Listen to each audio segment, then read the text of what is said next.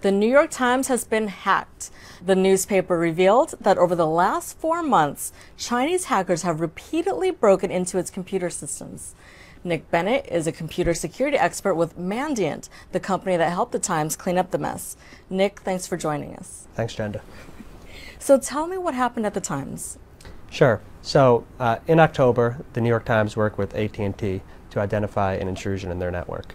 They then, around the November timeframe, contacted us to help investigate that intrusion. We were able to take it back to September, around the September 13th timeframe, where attackers initially got access to the Times network, and from there expanded their access within the network, escalated their privileges, and then were able to steal specific pieces of data. Specifically, they were going after email data related to journalists having to do with Chinese stories. This news concerned a lot of people. Why do you think that is?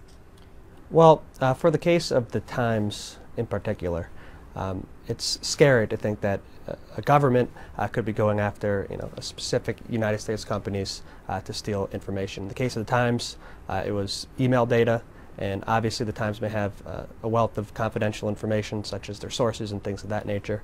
But in a broader picture, we've seen these attacks against lots of companies. The Times is just unique in the fact that they've reported it. But we deal with dozens or hundreds of other companies that face these sort of issues, and the attackers are stealing intellectual property and information about journalists and Chinese dissidents and things of that nature from U.S. companies and companies around the world. Do you think that this is a growing trend? I think it's something that's been going on for quite a while. Mandiant has been investigating these sort of incidents for years, and I think this is just unique in the fact that the New York Times decided to report and decided to tell the public about what happened, but the attack itself is not unique.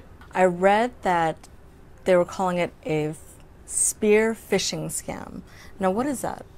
Sure. So in a spear phishing attack, emails are sent to either one person or a small number of people, and the emails may be highly tailored to that one person. It could include their name, details about their job functions, and the email will include either a link to a malicious site or a malicious attachment. And when the user clicks on that link and goes to the site, or downloads the attachment and opens it on their computer, malicious software is executed, which gives the attackers remote access to their system.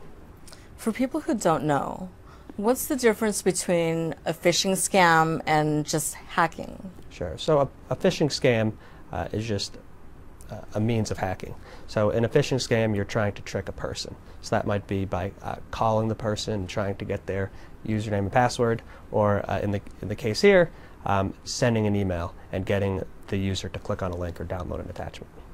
For an organization like the Times that stores sensitive data on its servers, like sources, contact information, what do you think that an organization like that can do to protect itself in the future from something like this from happening? Sure. So first of all, they have to think that they're going to continue to be a target of attack. Usually when these attack groups go after someone, they go after for a reason. There's some sort of information they want, and they usually like to persist over time and continue to grab information. So they have to anticipate the fact that they're going to be a target of attack. They also have to anticipate the fact that the attackers may have some level of success attacking them. So users are sort of a soft target. It's easy to get a user to click on a link or download an attachment. So the most important thing to do is using a defense in-depth strategy. So making the assumption, okay, our users will be compromised. What happens then? How do we slow the attacker down from there? And how do we detect them so that we can take them off the network before they do any real damage, before they're able to access sensitive data?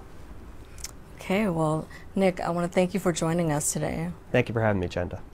For all the latest tech news, stick with us here at cbsnews.com.